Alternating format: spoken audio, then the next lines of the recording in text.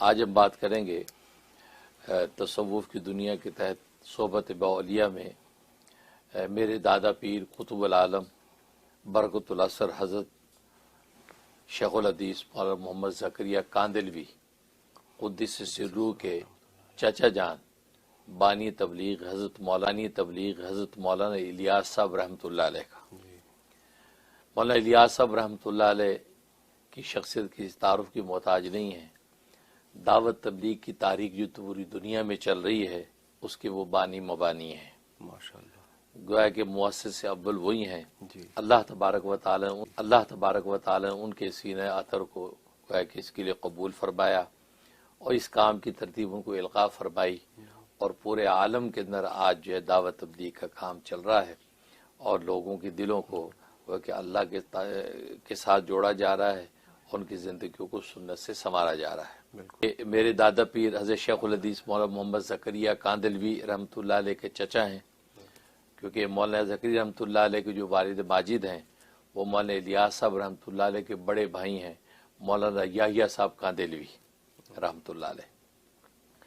مولانا الیاس صاحب رحمۃ اللہ علیہ کی ولادت یہ کاندلہ قصبہ کے اندر جو ضلع مظفر کا قصبہ ہے 1303 ہجری میں ہوئی، اور ان کے والد ماجد جو مولانا محمد اسماعیل صاحب یہ بڑے اللہ والے تھے، عابد زاہد اور شاغل و ذاکر شخصیت تھے۔ تو گویا کہ اور ان کا تعلق جو ہے عالم ربانی قطب الارشاد حضرت مولانا رشیدم گنگوئی رحمۃ اللہ علیہ کے ساتھ تھا، اس لیے ان کے اوپر بھی ایک ذکر و عبادت کا خاص رنگ تھا۔ چنانچہ مولانا الیاس صاحب رحمۃ اللہ علیہ نے قرآن کریم اپنے والد مولانا اسماعیل صاحب سے ہی حفظ کیا اور ان سے پڑھی۔ اس کے بعد وہ گنگو تشریف لے گئے مولانا الیاس صاحب کو ساتھ لے کر۔ گنگو جو علاقہ اس وقت جو ہے وہ علم و فضل کا جو گہوارہ تھا، کیوں؟ اس لیے کہ وہاں مولانا رشیدم گنگوئی رحمۃ اللہ علیہ وہ علماء اور صلحاء اور اولیاء کاملین کا اس وقت مرجع تھے، تو وہاں پر وہ تشریف لے گئے۔ تو اور مولانا الیاس صاحب رحمۃ اللہ تقریباً 9 سال وہاں پر گزارے۔ تو گویا کہ مولانا رشیدم گنگوئی رحمۃ اللہ جیسی شخصیت، پھر وہاں علماء و صلحاء کا جو گئے اجتماع، تو وہاں پر ان کی دینی اخلاق کی تربیت ہوتی رہی۔ 9 سال آپ نے وہاں گزارے۔ اس کے بعد جو ہے وہ ان کے جو طائب ہوئے گویا کہ مولانا یحییٰ صاحب رحمۃ اللہ ان کو لے کے جو ہے وہاں سے آ گئے اور ان کو جو ہے حدیث کی کتابیں پڑھائیں۔ تو حدیث کی کتابیں پڑھائیں، اس دوران میں پھر اس کے بعد پھر یہ دارالعلوم صاحب رحمۃ اللہ علیہ کے پاس دورہ حدیث کیا، بخاری ترمذی کی کتابیں پڑھی۔ پھر مولانا یحییٰ صاحب کی حدیث کی کتابیں پڑھتے رہے۔ ایک عرصہ کے تک جو ہے وہ اپنے گویا کہ وہ بڑے بھائی مولانا جو ہے یحییٰ صاحب کے ساتھ رہے اور درس حدیث کے علوم حاصل کرتے رہے۔ تو اللہ تبارک و تعالیٰ خود ان میں بھی بڑا علمی اور روحانی ذوق رکھا تھا، اور عجیب و غریب ان کے اندر تواضع، ان کی ساری للہیت تھی۔ اور ظاہر ہے کہ جب جو ہے وہ مولانا یحییٰ صاحب کا انتقال ہو گیا، اس کے بعد انہوں نے اپنے مستقل سکون نظام الدین جو اس وقت مرکز نظام الدین بھی ہے، تو نظام الدین کی بستی میں جو ہے آپ نے وہاں پڑاؤ ڈال دیا۔ وہ ایک چھوٹی سی مسجد ہے، وہاں پہ رہنے لگے، اور قریب ہی جو ہے وہ ایک علاقہ تھا گویا کہ وہ درگاہ نظام الدین کی جنوب سائڈ پہ ایک بستی سی تھی، تو وہاں پر میواتی اور غیر مواتی طلبہ رہتے تھے، ان کو درس دیتے تھے، بڑی کتابیں پڑھاتے، چھوٹی کتابیں پڑھاتے۔ تو اس طریقے سے ان کا سلسلہ وہاں جاری رہا۔ لیکن سب سے بڑا کارنامہ جو آپ کا وہ دعوت تبلیغ کی تحریک ہے۔ اللہ تبارک و تعالی نے آپ کو گویا کہ یہ بات القاء فرمائی اور آپ نے عوام کے اندر جو ہے دعوت تبلیغ کا کام شروع کیا، اور اس کا آغاز آپ نے میوات کے علاقے سے کیا۔ میوات کے جو لوگ تھے وہ اس وقت ان کے اوپر ہندوانہ رسم و رواج کا بڑا اثر ہو گیا تھا، اور مسلمان جو ہے ہندوانہ رسم و رواج کے اندر مبتلا ہو گئے تھے، ان کو اپنے دین و ایمان کی کچھ خبر نہیں تھی، خود رسول اللہ صلی اللہ علیہ وسلم کی سنتوں کی، اور نتیجہ یہ کہ وہ ہندوانہ رسم و رواج سے چل رہے تھے۔ تو اللہ تبارک و تعالی نے ان کے دل میں یہ بات ڈالی کہ ان کو دعوت و تبلیغ کرو۔ چنانچہ میوات سے آپ نے آغاز کیا، ان میواتیوں کو جا کر آپ نے دعوت دی اور رسول اللہ صلی اللہ علیہ وسلم کا دین بتلایا۔ ظاہر ہے کہ وہ بالکل جاہل سیدھے سادے اجڑ قسم ظاہر ہے کہ وہ بالکل جاہل سیدھے سادے اجڑ قسم کے لوگ تھے، کبھی بات سمجھتے کبھی نہیں، ان پر بڑے مجاہدات بھی آتے رہے، بڑی تکلیفیں بھی ان کو اٹھانی پڑتی، لیکن آپ اپنے جو ہے اس عزم سے پیچھے ہٹے نہیں اور ان کو جو دعوت دیتے رہے۔ اور دو بنیادی چیزیں، ایک کلمہ توحید اور دوسرا نماز، اس کی دعوت تبلیغ کو انہوں نے اپنا مطمع نظر بنا لیا کہ کلمہ توحید کی تعلیم اور تبلیغ کروں اور نماز کی تلقین، اور ظاہر ہے کہ ایک جو عقیدے کی بنیاد ہے اور ایک عبادت عمل کی بنیاد ہے۔ سبحان اللہ۔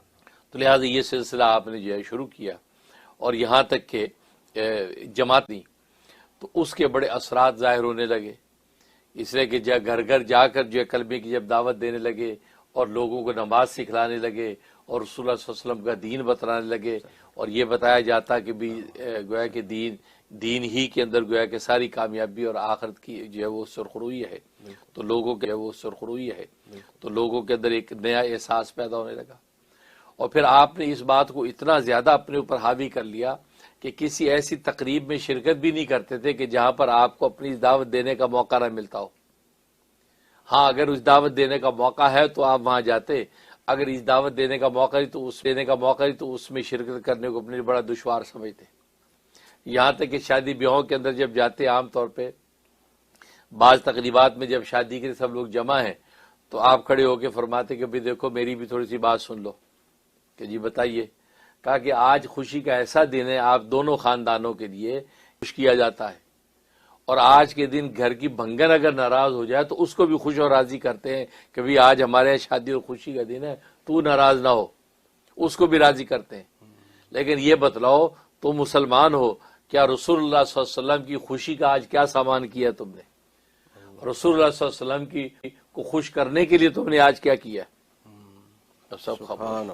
کہا کہ بات تو صحیح ہے کہ ہم جو ایک گھر کی بھنگن کو بھی آج کے دن خوش کرتے ہیں، اس کی تلی پہ 2 پیسے رکھتے خوش ہو جائے، اگر کوئی ناراض ہو اس کو راضی کرتے ہیں، لیکن رسول اللہ صلی اللہ علیہ وسلم جو محسن انسانیت ہیں، جن کا کلمہ ہم نے پڑھا، ان کو خوش کرنے کا آج کیا سوال؟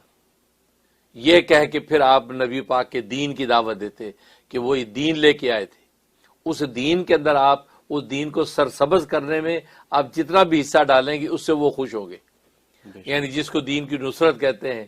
ظاہر ہے کہ آج نبی پاک صلی اللہ علیہ وسلم کی مدد اور محبت کا مطلب ہے آپ کے دین کی نصرت کریں، آپ کے دین کو اپنی زندگیوں میں بھی لائیں اور دوسروں کی زندگیوں تک بھی پہنچائیں، تو کہا کہ اس سے رسول اللہ صلی اللہ علیہ وسلم خوش ہوں گے۔ تو فرمایا کہ بس پھر دین کی دعوت دیتے، تو کہا کہ یہ آپ کو اوڑھنا اور بچھونا تھا، اور اپنے ساتھیوں کو بھی یہ کہتے کہ بس اس کو پلے باندھ اور رسول اللہ صلی اللہ علیہ وسلم کے حوالے سے بات کرو، اور فرماتے تھے اخلاص اور احتساب کے ساتھ، ایک تو اخلاص کے ساتھ بات کرو، دوسرا احتساب یا کیا مطلب ثواب کی نیت سے بات کرو کہ اللہ تعالیٰ ہمیں اس بات پہنچانے پر ثواب عطا کریں گے۔ فرمایا اس نیت سے جب تم یہ دعوت دو گے، دلال الخیر کرو گے تو یہ تمہارے لیے صدقہ جاریہ بنے گا، تم کچھ بھی نہیں کر رہے ہوگے تو وہ جو لوگ عمل کر رہے ہیں اس کا ثواب بھی تمہیں پہنچتا رہے گا۔ تو گویا کہ اس انداز سے آپ نے یہ دعوت تبلیغ کی جو ہے وہ روح پھونکی، تو پھر آج اس کا اثر آپ دیکھ لیں، چند سالوں کے اندر جو ہے وہ ہند و پاک بر صغیر کے اندر جو ہے وہ جو عوام اور خواص کے اندر اس دعوت نے زور پکڑ لیا، اور آج آپ دیکھتے پوری دنیا کے اندر جو ہے یہ دعوت تبلیغ کی آواز چل رہی ہے۔ وہ ایک مولانا الیاس صاحب رحمۃ اللہ علیہ کا درد تھا اور یہ فکر تھی کہ وہ پورے عالم کے اندر آج الحمدللہ یہ اتباع سنت اور یہ دین پر چلنے کی ہوا چل سب رحمۃ اللہ علیہ مزاج بڑے منکسر مزاج، بہت آپ پہ تواضع، عاجزی اور جسمانی طور پر بڑے کمزور اور نحیف تھے، لیکن ایمان کی حرارت و قوت ایسی تھی کہ جو بس لے کے چلتے تھے اس بات کو بس پہنچانا ہے، کچھ بھی ہو جائے اپنا درد پیش کرنا ہے، لہٰذا کچھ کیسے بھی حالات ہوتے تھے آپ اپنی بات کہتے تھے۔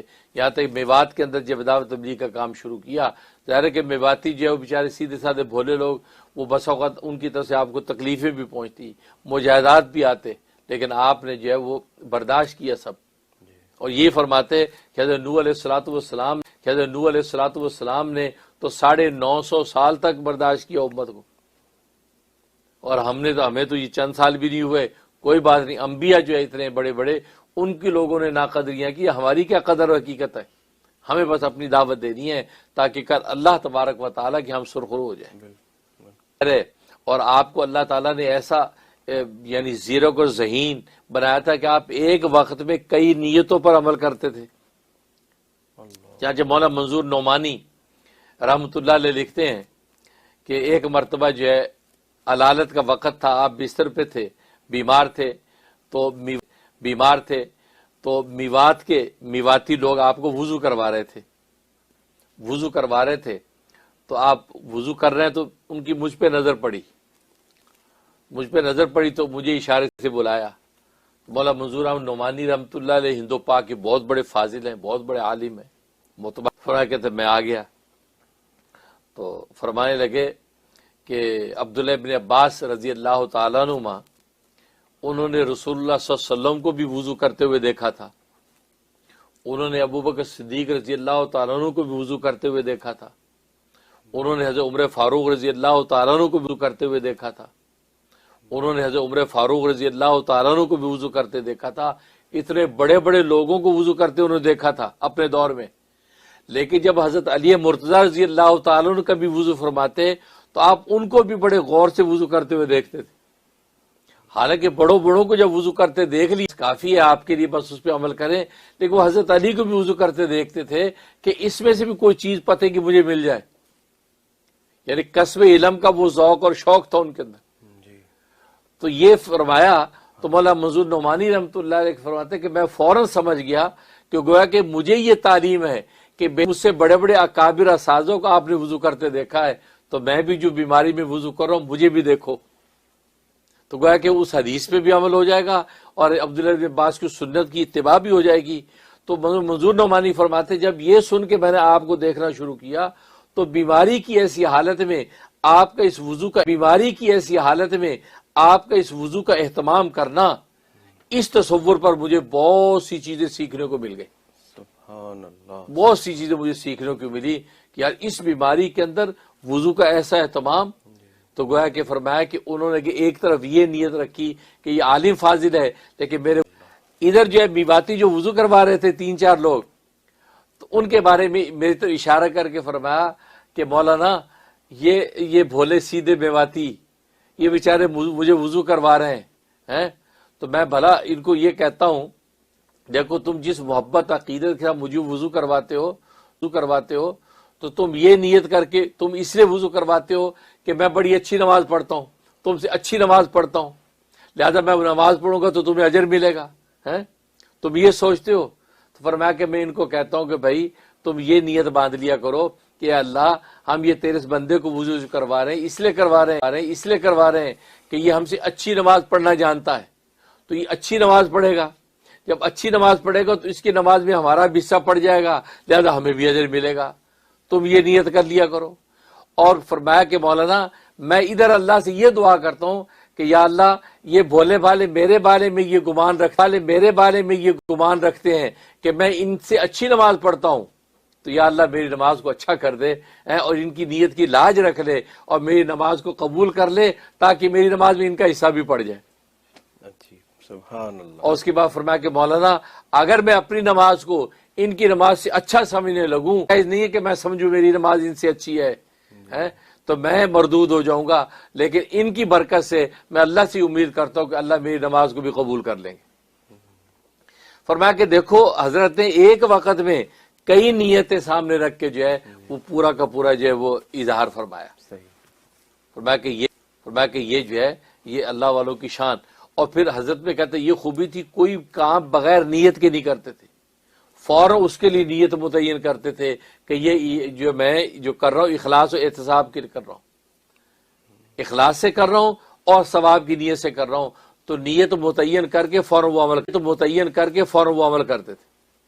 اور ظاہر ہے کہ نیت المومن خیر من عمل، حدیث میں آتا ہے کہ مومن کی نیت اس کے عمل سے بہتر ہوتی ہے، کیونکہ نیت پر ہی تو اجر ملتا ہے.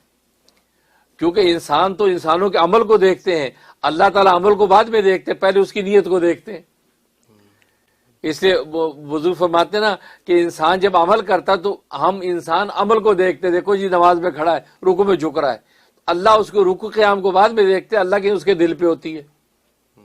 لہذا انسان جب بولتا ہے تو لوگوں کے کان اس کی بات سن رہے ہوتے ہیں، لیکن اللہ کے کان جو اس کی بات کی طرف نہیں، اللہ کی نگاہ اس کی نیت کیا یہ بات کہنے سے، کس نیت سے یہ بات کہہ رہا ہے۔ اگر اخلاص سے کہہ رہا ہے، مجھ سے ثواب کی نیت سے کہہ رہا ہے، اب اللہ اس کی نیت قبول کر کے اب اس کی بات کو سن کر اس کا اجر متعین کرتے ہیں۔ تو کتنا فرق ہے، انسانوں کی بات کو سننے میں لگ جاتے ہیں، لیکن اللہ اس کی دل پر گھات لگاتا ہے کہ دل میں کیا ہے۔ تو حضرت جو فرماتے تھے کہ نیت جو ہے کوئی بھی کرو وہ اللہ کے لیے کرو، فرمایا کہ جب اللہ کے لیے کرو گے تو اللہ کے اس کا اجر ملے گا۔ ایک مرتبہ دو دوست جو ہے وہ سفر سے آئے تو آپ سے ملاقات کی نظام الدین بستی میں، تو فرمایا کہاں سے آئے؟ جی سفر سے آئے فلاں جگہ سے۔ اچھا دوسرے ساتھی کہاں ہیں؟ کہا جی وہ نماز پڑھ رہے ہیں، میں نے تو سفر میں نماز پڑھ لی تھی ریل گاڑی میں ہی، لیکن یہ ان کی رہ گئی تھی نماز، یہ نماز پڑھ رہے ہیں۔ اس کے بعد فرمایا میں 20 سال سے دعوت تبلیغ کے کام، فرمایا کہ میں نے ریل کے سفر میں بھی با جماعت نماز کبھی نہیں چھوڑی۔ 20 سال کے عرصے میں کبھی با جماعت نماز میری نہیں چھوٹی، سفر میں بھی۔ یہاں تک فرمایا کہ رمضان اگر آ گیا تو میں نے تراویحوں کا اہتمام بھی سفر میں کیا ریل کے اندر، بھلے فرمایا کہ ریل کے موقع میں 2 رکعت تراویح پڑھنے کا موقع ملا پلیٹ فارم پہ اور گاڑی چل پڑی اور میں نے 2 رکعت بھی تراویح پڑھی اور پڑھی اور گاڑی میں سوار ہو گئے اور اپنے مقام پہ آگے پوری کی، لیکن میں سفر میں بھی تراویح کو چھوڑا نہیں۔ اللہ تو گویا کہ یہ فرمایا کہ یہ تیرا ساتھی کیسا ہے کہ تم دونوں نے مل کے جماعت نہیں کی اس ریل کے سفر میں، تم نے اکیلے پڑھی اور یہ اکیلے پڑھ رہا ہے۔ تو فرمایا کہ نماز تو اشرف رکن ہے سارے اعمال کا، جسے اس کو قابو کر لیا باقی نیچے کے اعمال تو آٹومیٹکلی قابو ہو جائیں گے۔ تو یہ حضرت کا انداز، اس طریقے سے حضرت جو ہے گویا کہ تعلق مع اللہ اور استعدار، اور گویا کہ جنت کا ایسا استعدار آپ کو رہتا ہر وقت۔ ایک مرتبہ ایک میواتی جو ہے وہ دلی آیا، نظام الدین آیا، تو آپ نے پوچھا کہ ہاں کہاں سے آئے ہو؟ کہا جی میوات سے آئے ہوں۔ کہ دلی کیوں آئے؟ تو بس وہ دیہاتی آدمی تھا تو کہنے لگا دلی دیکھنے آیا ہوں۔ اب حضرت کے سوال کو ذرا دیکھا، حضرت کا انداز دیکھا تو اسے سوچا یار یہ غلط کہہ دیا میں نے، فرق ہے نہیں جامع مسجد میں نماز پڑھنے آئے ہوں۔ یہ اب جب یہ کہا تو حضرت پھر اس کو حیران ہو کے دیکھا تو پھر اسے سوچا کہ غلط کہہ دیا، کہتے جی آپ کی زیارت کے لیے آئے آپ کی زیارت کے لیے۔ حضرت فرمایا بھائی دلی کی کیا حقیقت ہے یہ جامع مسجد کی جنت کے سامنے، دلی کی کیا حقیقت؟ اور میری زیارت کیا ہوتی ہے؟ میں تو وہ جسم ہوں جو گل سڑ جاؤں گا، مٹی میں مٹی ہو جاؤں گا، میری زیارت کیا حقیقت رکھتی ہے؟ اصل تو وہ جنت کا دیدار و فکر ہے۔ یہ جامع مسجد کی نماز وہ جنت کا راستہ بتائے گی۔ یہ فرمایا اور پھر جنت کے احوال اس کے سامنے رکھے کہ جنت کیسی ہوگی، تو اس انداز سے رکھے کہ ایسا لگا کہ جنت سامنے کھڑی ہے۔ اللہ تو گویا کہ رحمۃ اللہ علیہ صحابہ اکرام رضوان اللہ علیہم اجمعین کے بارے فرماتے تھے نا کان نمرا یا عینین، کہ صحابہ کی حالت ایسی ہوتی تھی جب وہ گفتگو کرتے یا ان کے عمل اور قول فعل سے لگتا تھا جیسے جنت ان کے سامنے ہے، جیسے آخرت کو دیکھ رہے ہیں، یوں دیکھ کے گویا کہ دنیا کے اندر عمل کر رہے ہیں۔ تو وہ مولانا الیاس صاحب رحمۃ اللہ علیہ کی بھی گویا کہ درجہ احسان اور استدار کی کیفیت ایسی تھی، ہر وقت آخرت ان کے سامنے ہوتی تھی، کوئی بھی بات کرتے تو آخرت کے سامنے رہتی، اس کے علاوہ کچھ نہیں۔ ایک مرتبہ سفر، مئی کا مہینہ تھا، سفر کر رہے تھے گاڑی میں، اب کھڑکیاں کھلی ہوئی تھی تو باہر سے گرم تیز تپش کی آواز ہوا آ رہی تھی۔ اب گرم ہوا، تو ایک ساتھی نے کہا اچھا، اس کے اندر مولانا الیاس صاحب، مولانا زکریا رحمۃ اللہ علیہ، حضرت شیخ العزیز بھی تھے اور اسی طریقے سے دوسرے اکابر بھی احباب بھی تھے۔ تو ایک ساتھی نے کہا یہ کھڑکیاں بند کر لیں کیونکہ باہر سے بہت لو چل رہی، گرم ہوا آ رہی، یہ کہا۔ تو مولانا زکریا رحمۃ اللہ فرمایا ہاں واقعی بند کر دو، بہت گرمی آ رہی، گرم ہوا آ رہی ہے، یہ بات کہی۔ تو مولانا الیاس رحمۃ اللہ فوراً فرمایا کہ بھائی یہ دنیا کی یہ جو گرم، اللہ کے راستے کی اس گرم ہوا کو تم جو ہے گرم سمجھ رہے ہو، اللہ کے راستے کی گرم ہوا یہ صبح کی ٹھنڈی جو ہوا کے جھونکے ان سے بھی زیادہ محبوب ہے۔ تو فرمایا کہ کیوں؟ اللہ کے راستے میں کیونکہ ہم اللہ کے راستے میں نکلے ہوئے ہیں، دعوت کے لیے جا رہے ہیں، اللہ کے دین کو پھیلانے جا رہے ہیں۔ فرمایا کہ یہ اس کی تپش جو ہے نا یہ جنت کی ہوا ہے۔ تو گویا کہ ہر وقت آپ کو اسی آخرت کا استعداد رہتا تھا، اس انداز سے آپ جو ہے ہر وقت جو ہے اللہ کی طرف بلانے کی دعوت دیتے، اور یہی فکر سوار رہتی تھی، اور ساتھیوں کو بھی یہی کہتے تھے کہ بس یہی فکر سوار کرو، جہاں موقع مل جائے اللہ کی بات ان کے سامنے رکھو اور اللہ سے مانگو۔ یہاں تک کہ جب دعا فرماتے نمازوں کے بعد بڑے اہتمام کے ساتھ بہت دیر تک گڑ گڑا کے دعا کرتے۔ کیا دعا فرما کیا ہوتی تھی؟ پورا بیان ہوتا تھا، اللہ کے سامنے کھل کے مدعا رکھتے تھے، کھل کے باتیں کرتے تھے، ایسی دعا کرتے، اور پوری دعا کے اندر یہی ہوتا تھا۔ اور مجموعوں میں بھی لوگوں سے بس اللہ سے مانگو بھائی، اللہ سے مانگو، اللہ سے مانگنا سیکھ لو۔ جب اللہ سے منوا لیا اور اللہ سے مانگ لیا تو پھر کسی چیز کے محتاج نہیں رہو۔ بے شک۔ چنانچہ فرمایا کہ اسی لیے آپ نے اپنے بعد جو ساتھی چھوڑے، ہزاروں ایسے تربیت شدہ ساتھی چھوڑے جو بعد میں ماشاءاللہ انہوں نے جان پھیل رہا ہے۔ یہ سب مولانا الیاس صاحب رحمۃ اللہ علیہ کے لیے عظیم صدقہ جاریہ ہے، کیونکہ ایک عظیم الشان امت جو ہے دعوت تبلیغ کے اندر کام کرنے والی کل روز قیامت میں آپ کے لیے صدقہ جاریہ ہوگی۔ سبحان اللہ سے دعا ہے کہ اللہ تبارک و تعالی یہ دین پھیلانے کے یہ درد، دین پہ چلنے کے یہ درد جو ہے ہم بھی